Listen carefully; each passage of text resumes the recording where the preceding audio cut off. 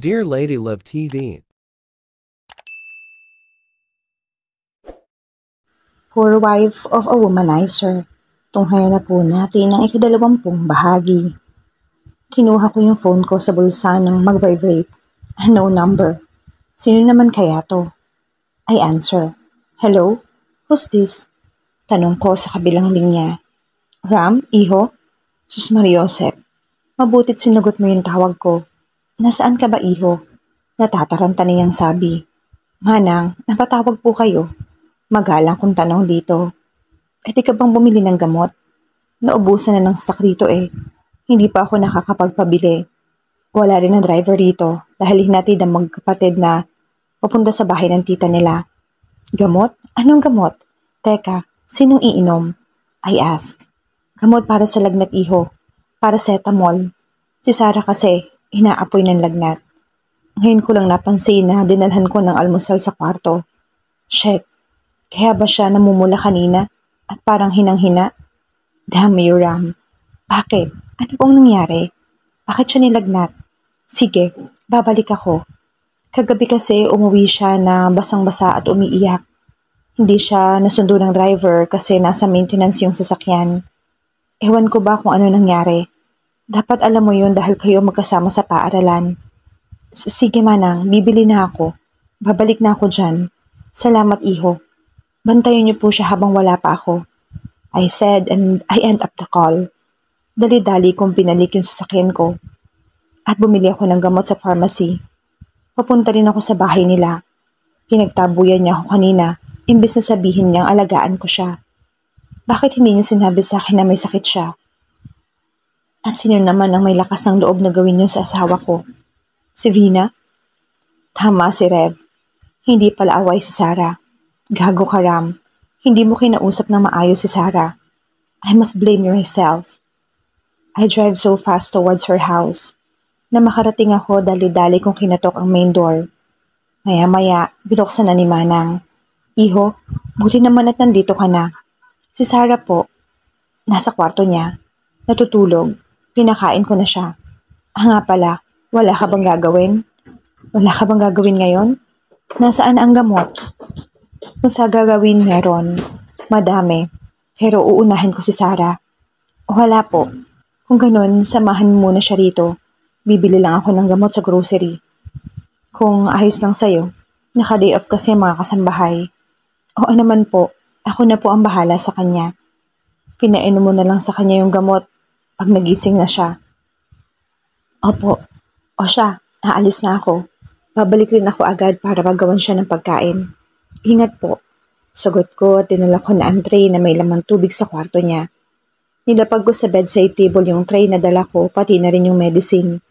Umupo ako sa gilid ng kama niya at hinawakan ko yung kamay niya. Ang init niya. Tiningnan ko yung mukha niya. Pulang-pula talaga.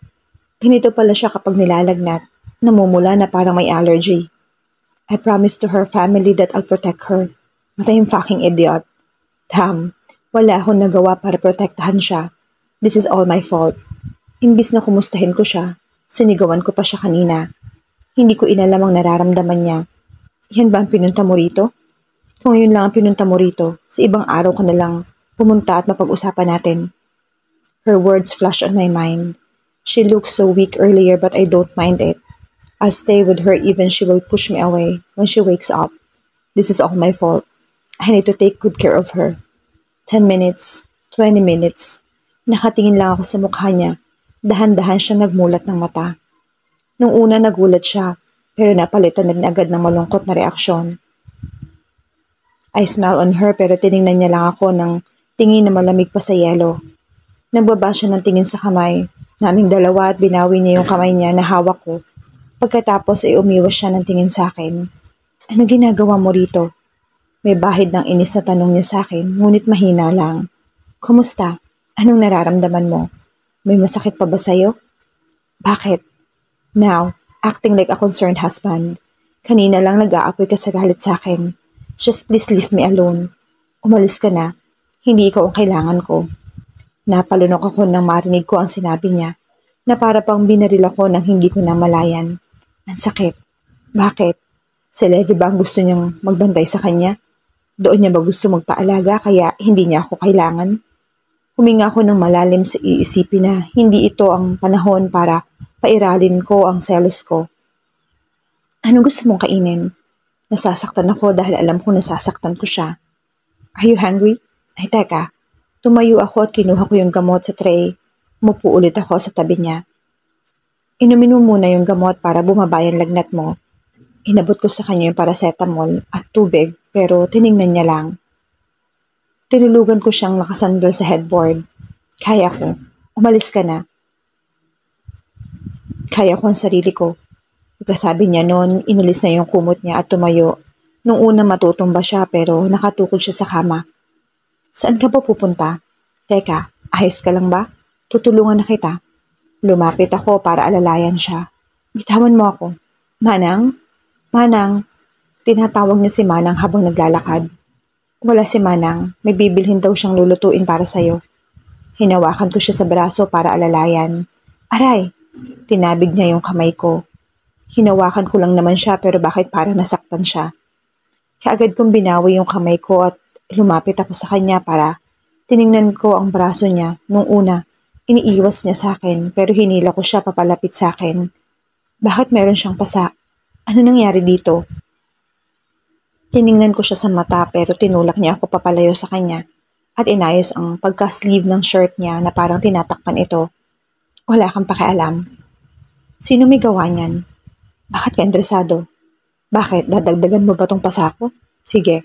Dito sa kabila, para pares. Para meron ako mag-asawang pasa. Nilapit niya ang isa pang braso sa akin, as if kaya ko saktan. Sarah, I will never do that, even if you say so. Totoo naman, hindi ko siya kayang saktan o pagbuhatan ng kamay.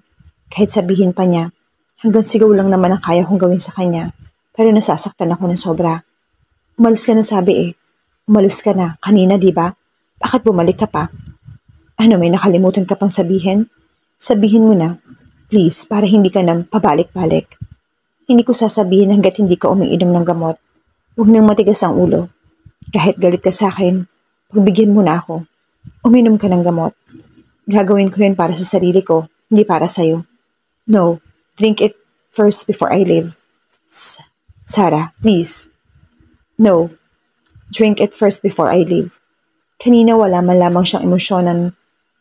Titingnan niya ako tapos ngayon, concern na concern. Paano niya nalaman na may sakit ako ni hindi ko siya sinabihan? Kinuha ko yung binigay niyang gamot at ininom para makaalis na rin siya. May part sa akin na gusto ko siyang nandito, pero may room rin na ayaw ko siyang makita. Galit ako sa kanya na para nagtatampo o selos pa ang tawag dito. Mas kinakampihan niya si Vina kaysa sa akin at galit siya sa akin ng dahil sa babaeng yon. Ewan ko ba kung bakit galit na galit siya. Wala naman akong ginawang masama. Ang naaalala ko sila ni Vina ang nananakit sa akin. Pero bakit parang ako yung naging masama? Oh, tapos na. Umalis ka na. Sabi nang ibalik ko sa kanya ang tubig. Kanina pa ganyan ang itsura niya. Para siyang nasasaktan. Bakit naman? No, I won't leave. Aalis ako kapag magaling ka na. Manang, nasaan ka na? Bumalik ako sa kama dahil nahihilo ako at nilalamig ako. Inayos niya ang pagkakakumot ko. Kapag nagugutom ka, sabihin mo lang sa akin kung anong gusto mo. Umalis ka na. Kaya ko ang sarili ko. Let me take care of you. Mabilis niyang sabi ngunit baka sa boses niya ang pag-aalala. Ganito pala siya. Yung alaga niya na iinis palalo. Wow, nakaka-touch ang alaga ng isang lalaking katulad mo. Nagkatinginan kami. Ram, alam mo bang ang saya ko nang marinig ko yung boses mo sa labas ng pinto sa bahay kanina? Kahit pa paano nabawasan na nararamdaman ko kasi nandyan ka. Pero mas lalong nakakagaan ng loob yung magsalita ka. Galit na sinigawan ako. Sobra talaga nakakagaan ng loob. Ninitian ko siya. I know it's a big smile at alam kong sarcasm yon. Nung una akala ko pumunta ka dahil gusto mo ako makita. Yun pala para kay Vina. But I understand. Alam ko naman na sa aming dalawa mas kakampihan mo talaga siya. Na sa aming dalawa mas matimbang siya kaysa sa akin. Pero ayos lang naman sa akin. Naiintindihan ko. Nararamdaman ko. Pero may part sa akin na galit sa'yo. Alam mo kung bakit? Dahil hindi mo muna ako tinatanong kung ano nangyari. Hindi mo hinayaang magpaliwanag ako. Yung pakinggan rin yung side ko. Tapos sa isip ko na asawang-asawa ang dating mo sa kanya. Alam mo yung masakit? Yung feeling na asawa mo ako pero mas asawa yung datingan mo sa ex mo. I sarcastically said. Hindi ko na mapigilan yung luha ko. Tumagilid ako patalikod sa kanya para hindi niya ako makita na umiiyak. Pero naramdaman ko na naupo siya sa tabi ko at hinawakan niya ako sa shoulder ko. Pero hindi ko siya pinansin. Stop crying. I'm sorry. He whispered. No, ako na magsusorry sa inyo, diba? Kakasabi mo lang kanina, nakalimutan mo? Tiningnan ko siya, nakatingin lang siya sa akin. No, hindi nadala ako ng galit ko. Hindi ako galit sa'yo. I cut him off. Ngayon naman binabawi mo na. Pinutol niya rin ang iba ko pang sasabihin. Let me explain. Listen please, Sarah. Hindi naman talaga ako galit sa'yo. Galit ako sa ginawa mo. I shouted kasi I don't know why you do that. Ang totoo, pupunta ako dito kasi I miss you. Ilang araw na tayong hindi nagkakasama. Pero nakasalubong ko si Vina sa elevator tapos ayun. Sorry. I'm sorry. Hindi ko na ulit papairalin yung galit ko. I admit it's my fault. Hangga ko sa part na pinaramdam ko sa'yo ang ganito. Inaamin ko nagkamali ako. Please forgive me. I can see that he was sincere and then he begged on me. Magpapahinga na ako. Pag-iba ko ng usapan at tinalikuran ko siya. Niyakap ko si Cloudy Bear at kinawang baby. Parang andaling kalimutan ng sinabi niya. Para kaagad ko rin siyang mapatawad. Pinagbantaan niya ako dahil sa babaeng yon. To the point na siya pang magtatanggol sa babaeng yon. I wipe my tears before I close my eyes. Nakakadagdag pa ng sakit ng ulo itong pag-iyak ko. Huminga ako ng malalim at kinalma yung sarili ko. Bakit hindi pa siya umaalis? I bitterly smile when I feel he left on my bed. Huwag kang umalis, please. Sigaw ng isip ko. Nararamdaman kong inayos na yung kumot ko at naramdaman ko na nahiga siya sa tabi ko. Nahigit ko yung hininga ko nang maramdaman kong niyakap niya ako mula sa likod. Akala ko inayos na yung kumot ko. Yun pala, nagkumot rin siya. Ipinatong niya yung kamay ko sa kamay niya sa pagkakayakap ko kay Cloudy. Nararamdaman ko ang kanyang hininga sa aking batok. Rest and sleep well, my wife. I hope you feel better. I won't leave you again. I'm sorry, he whispered. Pagkatapos namin kumain, pumasok ako sa CR para maglinis ng katawan. Hindi pa rin siya umaalis. He said that he stayed until I feel better. Sinabi ko naman na okay na ako. Ayaw pa rin umalis. Lumabas na ako ng banyo dahil nakapaglinis at ayos na rin ako ng sarili ko. I wear pants and jacket. Nilalamig kasi ako. Umupo ako sa sofa at nakita ko siyang nakaupo sa couch. Bubuksan ko ang TV at palipat-lipat ako ng channel. Wala ako magustuhan. Sarah, nakakahilo. Naglakad siya palapit sa akin at umupo sa tabi ko at niyakap niya ako. Side hug. Pahinga ka na para magaling ka na bukas. Nilayo ko sa leeg ko yung mukha niya. Ayos na ako. Pushing me away again? It's better you ask to stay at your side, he asked irritatedly. Sinandal niya sa shoulder ko yung ulo niya. Tinignan ko siya. Nakatingin siya sa akin. I can't blame you because I know it's my fault. I must blame myself. Dagdag niya pa. Pinatay ko na yung TV kasi wala na akong ganang manood. Bitawan mo na ako.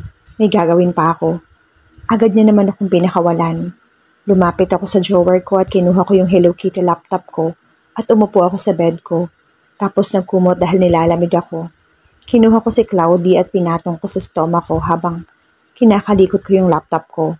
Ngayon naman, hindi na matapos ni Ramang sasabihin niya kasi biglang nag-ring yung laptop na hawak ko at napatingin ang lalaking ito. Kasi it's mom. Ito naman talagang hinihintay ko. Answer it. They are worried about you. Sabi ni Ram at humiga sa kama at pinalibot yung kamay sa tummy ko. Hello, Mom. Bati ko kay Mom.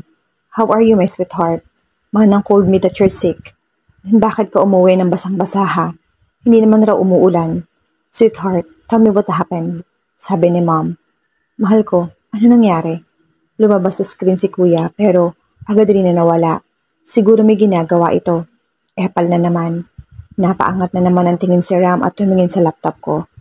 Then he looked at me. Who's that man, Luke? Pinandilatan ko lang siya tapos humiga na ulit. Pero hindi siya nakikita nila mom kasi nasa gilid ko lang siya. At yung kamay niya nakatago sa likod ni Cloudy. Take good care of yourself, sweetheart. Wala kami dyan to take care of you. It's Dad. Mom, Dad, I'm fine. Magaling na ako. Thanks sa concern and that's make me feel so special. And I miss you. Of course, you're so special to us, sweetheart. I love you. Sagot ni Dad. I love you too, Daddy. I love you, Mom. And I love you too, man beside you too. Tinutukoy ko si Kuya. Hindi siya nakikita pero alam ko nakikinig siya. I love you, sweetheart. Sabi ni Mom, then may flying kiss pa. Mahal ko. I won't tell I love you too until you don't tell what happened. Medyo close up yung mukha ni Kuya sa screen at parang galit siya. Damot mo, hindi na kita love. I act like a baby. Mas hindi kita love. Sagot niya. Mami magsusumbong ko kay Mom. Sino kasama mo dyan, anak? Dad, I look at Ram's eyes. It's close. Nakikinig lang. I'm asking, mahal ko. Sungit ni Kuya. Ayaw kong sabihin pero hindi rin ako tinigilan ni Kuya. Fine. Pauwi na ako kahapon when 4 girls block my way. They pour water on me. Said in a weak tone. Yun lang bang ginawa nila? Mahal ko, I know what happened. Ha? Ano niya nalaman? After hearing the news, pinaimbestigahan ko. And I found out that 4 girls named Shen, Katie, Athena, and Vina. Am I right? Then Kuya continued. That's not the first time they did it to you. They always bullied you. At nalaman ko rin ang dahil ang isa doon ay ex-fiancé ng asawa mo. Kung tama ang source ko. Naisip ko na she still loves your husband kaya kanya pinapahirapan. Did your husband know about this, huh? Or your husband still love his ex, that's why he let them do this to you? I guess.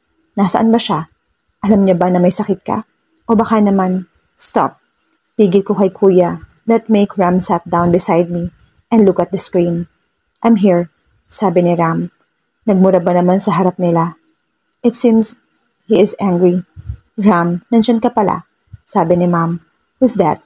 Tanong ni Kuya, narinig ko pero wala siya sa screen. Tumigil ka na dyan, Angelo. Saway ni Dad. Pasensya ka na sa sinabi ni Angelo. Dagdag ni Dad. I understand. I'm here with her but I don't know what's going on. But that's man, I know more than me. All what's going on. Sabi ni Ram kaya napatingin ako sa kanya. Nakatingin siya sa akin.